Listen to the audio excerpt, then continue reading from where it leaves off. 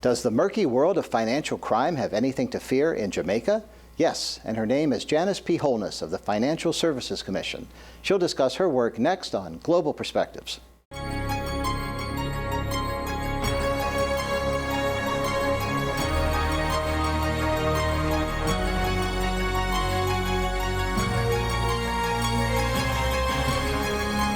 This is Global Perspectives with Pulitzer Prize-winning commentator John Bercia. Welcome to Global Perspectives. Financial crimes are a problem for any government, but they loom especially large for small countries. In Jamaica, the watchdog is the Financial Services Commission, headed by Janice P. Holness. Welcome to the show, Ms. Holness. Thank you. This sounds like an episode of Law and Order. Tell us about your job and what it entails. Okay, the Financial Services Commission, it's the regulator for the non-deposit taking sector. In Jamaica, that comprises three sectors: insurance, securities, and pensions. So we regulate, we monitor, and we supervise. There's a legal component, the regulatory aspect, the monitoring, which is the conduct aspect, and the supervision, which is the prudential side. What would be an example? Because I'm sure all of what you just said may mean something to some of our viewers who are aware of how all of this works, but assume that we're all novices. What would be an example of something you would do and that you would protect the public and the country against? Okay, one of our mandates is to protect the users of financial services. And so there is a complaint component. You have to ensure that you are in compliance with the standards that are set by the international standard setting bodies. With securities, there is IOSCO, and with insurance, there is the IAIS, and pensions, IOPS. You have to be in compliance with their principles. For the broader financial area, there is CFATF for the Caribbean region, which is a spin-off for FATF, and we have those recommendations that we have to be in compliance with. In terms of protecting the users of financial services, you have to have a compliance regime to ensure that you are the standard bearers for this industry. For example, IOSCO has principles, and you must be an independent regulator. So you must be free of any governmental interference, and that we have in Jamaica. You will have fraud, Ponzi schemes, and there are rules governing that. You must obey the securities laws, the insurance laws, the pension laws. What about the issue of illegal narcotics? I know that this caused all kinds of financial crimes and related issues on the island, but it seems to be something that has been brought under control in recent years, more so than before. Can you talk a little bit about that subject? Certainly. Jamaica started in 2001. That's when the government of Jamaica, the thrust towards enhancing our laws to combat drug trafficking and money laundering. Now, Jamaica, in terms of cocaine, we are not producers, but we are in that corridor where the drugs move from Central America into the United States and Europe. Between 2001 and now, there has been significant progress made in that the laws have been enhanced. There is more cooperation and collaboration with other governments, other agencies, intra and inter-agencies throughout that particular region. And for example, to show you what has been done and how we have controlled that area, in 2004, on an annual basis, they were seizing maybe in excess of 2,000 kilos of cocaine annually. And by 2010, that was reduced to a low of maybe 76 kilos to about 200 plus kilos per year. And someone might say, but maybe that's because they weren't catching those that were going through. We can say that is not so, because the laws of supply and demand could be seen. Within that gap, that period of time, where you would have a kilo going for 7,000 US dollars, it had gone to 10,000. So the supply wasn't getting there, but the demand was still there. And herein lies one of the problems where we talk about the supply side, demand side. This is not just an enforcement problem, it also has a public health component to it, because the users, that aspect needs to be addressed. And someone will say, well, stop producing and stop shipping, and we won't use. But then you see when there is less supply, the demand is still there, so at any cost. So that's one aspect that has to be addressed as well. How much of a problem has this been for the young people of Jamaica? And when you talk about the amelioration of the situation, has it produced an environment that is safer for them? In terms of the young people in Jamaica, between the ages of 20 and 24, that is the highest rate of unemployment, and that is about 31%. Jamaica's unemployment rate in general is about 13.4%. So that's a very big group there. And they're the ones that would have been most susceptible to crimes of that nature. However, I hasten to say, because it is a transshipment point, there is not much to be gained in that aspect. And in terms of where the drugs are going and the payment to where it's coming from, Jamaica is a conduit where they use that to repatriate the funds. And we have closed much of that loophole. And so there is very little there for those in between the middlemen to have. Mm-hmm. What would your typical day be like? I'm guessing it probably has a lot of bureaucratic aspects to it, which make it less exciting than it sounds, but nonetheless very, very important. Well, very much so. Beside the administrative aspect and the policy area, there is the enforcement side, which is a big thrust for the organization. That entails cooperating, collaborating on a global scale. We recently signed IOSCO MMOU, which is that document that allows you to exchange information freely. And so that has become one of the things that consumes my time right now, because of the migratory nature of what we do in the financial services sector. So you're meeting with the US Department, DEA. You would never believe that in financial services that you're meeting with, DEA. We have the Canadian counterparts. We have the UK. In 2006, 2007, we had an influx of what was Ponzi schemes. And so we were battling those for the first time. So we had to seek legislative changes to enhance our enforcement powers. So that's a big aspect. Now, you don't just get enforcement powers overnight. So there's a process of studying what the problem is to see what it is that you need to do, because it has to be effective. And so, you have to be collaborating with your bigger brothers, those who have done this thing before you. Mm-hmm. And we combat that. In fact, there was one particular case, David Smith, Oland, and it was the CFTC, the NFA, and the Middle District of Florida that actually helped to nab David Smith. He served 6 years in the Turks and Caicos Island and is now to be extradited to the US to start serving 23 years for what is considered money laundering crimes. I was going to ask you if your regulatory authority kept up with the challenges of the job, and you sort of anticipated that. But in general, especially in terms of technological advances, what is the challenge for you? Because so many different agencies talk about how technology is giving the bad folks a disproportionate advantage in so many ways. Yes. Well, resources is always a problem for any agency of the likes of the FSC.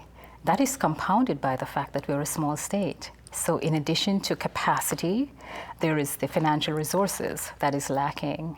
And we're always on the tail end of catching up. So sometimes you have technology that might not be the most current. So that becomes a major challenge. Of course, the crooks are always 10 steps ahead of you. So if you're on the back end of catching up with technology, you can see the big gap that is there. But again, the important thing with financial crimes today is that cooperation and collaboration. And once you're off what is considered, I call, the coloring of your transgressions, because if you're not up to par, then you're blacklisted. If you're somewhere in between, you're on the gray list. And if you're good, you're on the white list. So once you are not on the blacklist, there are people who want to work with you, and so you can benefit from their input. So there's a lot of collaboration that goes on. And where you fall short of technology on your end, there's always someone that comes in to assist. You referenced the crooks being several steps ahead of you. Do they know where you are in terms of your capabilities, or do you have any ways of cloaking so that you can cause them to think that you may have more than they believe you have? Again, because everything is not solely within any one jurisdiction. Take the money laundering aspect and the transshipment. It was the DEA and other agencies who collaborated with Jamaica. So you had the high-tech scanners, all these other things that maybe as a jurisdiction, at the outset you would not have it, but subsequently, you can acquire it. So in those stages where you're getting yourself developed to that point, then you have the US or Canada coming in to assist. Mm-hmm. And in the course of your work, these international collaborative efforts, do you actually physically travel to other countries a lot, or is a lot of it done by teleconference and so forth? A lot of it is done with technology today, teleconferencing, and also there are other agencies. The financial crime fighting compliance regime in Jamaica doesn't rest solely with the Financial Services Commission. So we have the Bank of Jamaica also. That is a regulatory agency, but on the banking side, that's a deposit taking. And then we have a Financial Intelligence Unit, which is the Financial Investigation Division, FID, whose remit actually is just that. And so we are all collaborating with them who lead that charge. How do they go about finding the people who do your work? Obviously, I'm sure you have to pass a very, very high standard. Well, recruiting in Jamaica isn't limited to just Jamaicans. They're always advertised internationally because you're looking for the best talent. Of course, if there is someone locally with that talent, then that is so. But where we are today in terms of recruiting, that's an international achievement. So for myself, while I was born in Jamaica, I spent many years living in New York. And I went back to Jamaica in 2003 working with the Financial Services Commission. I was the Director of Investigation and Enforcement. And then I went back to New York and through a recruitment process became the Executive Director. So as you can see, they will go wherever they think the talent lies. Had you anticipated that you'd be going back to the organization? No. But the offer was too good? Well, I was persuaded, and I have a passion for regulation. And I thought the agency was on the right path, and I wanted to be a part of that, so I was persuaded. What is the biggest frustration of your job? The resources, yes, human resources and financial resources. There is a wage freeze, and so you can't hire the way you would want to. And you're not able to sometimes attract the people you want. They're passionate people, and people who are willing to do it for public service and the public good. But then sometimes there are others that you want that you're just not able to afford them. So that becomes a challenge. And that's a chronic problem in government just about everywhere. Right. But I'm guessing Yes. in a It small is- country, it's especially bad. Yes, but it is not unique to Jamaica. Yes, I have heard people at the SEC saying the same things, and they're losing them to the public sector, to the private sector. Let's look at these issues from the broader perspective of the small country itself. A large country confronting this problem may have some problems with staffing and technology and everything else, but generally it has pretty good resources to bring to bear, whereas the small country doesn't. So talk a little bit about that, how being in a small country gives you an extra challenge. It's an extra challenge, and that is where you have to put your thinking caps on. And one of the ways that we have been dealing with this, there's secondment. It's where you take individuals from maybe another area that you might be weak in, or you might send your team into a jurisdiction for the training. We have been getting individuals to come in on training, so we do mass training on site. And so you get a greater number of people, getting developed, getting that capacity developed. So while it's a challenge, and you can't fix it overnight, you just have to devise ways and means to combat it as best as you can. Are they being seconded from organizations within Jamaica, or some of them brought in from elsewhere? Brought in from elsewhere, and we've also been sending our people overseas as well. Is that something that you did in the course of your experience with the organization? Yes. You did? Yes, that's something that I went there knowing that I wanted to do, because if you don't have the financial resources to do it one way, as a leader, it is incumbent upon you to find a way of getting it done. There's a problem, fix it. Do you find that as the international cooperation has grown, it's easier to access somebody you need to talk to in a particular agency in another country? Or do you still have the roadblocks that people complain about all the time? That has not been my reality. I have had nothing but support from other agencies. They're always willing to help. And maybe that has to do with the fact that I came from enforcement. And so much of the agencies had some measure of familiarity with me. And so I don't have a problem in terms of getting cooperation from the bigger jurisdictions. What is it like within the country itself? I know in the United States, there's often complaints about inadequate communication from the local level to the state level to the federal level. From the community level to the national level in Jamaica, is that smoother in terms of communication and cooperation? I think that's a complaint you will hear throughout. So yes, you do have that. But in terms of Jamaica, the political realities are very different because of the forms of government. We have a parliamentary state versus the US, which is a federal state. So in terms of the communication, there's always public service announcement, and it goes all the way up. So that's a little less than what you would have in a big state like the US. Tell us about the structure of your organization. You're the executive director, but you're also a commissioner. Yes. And is that commission limited in terms of its size? Is there a minimum and a maximum number of participants? The Board of Commissioners, we can have a maximum of up to 9, and it is headed by a chairman and up to 8 others. The executive director is an ex officio commissioner. And so you sit as a commissioner, but then you are the one with the day-to-day operations for the organization.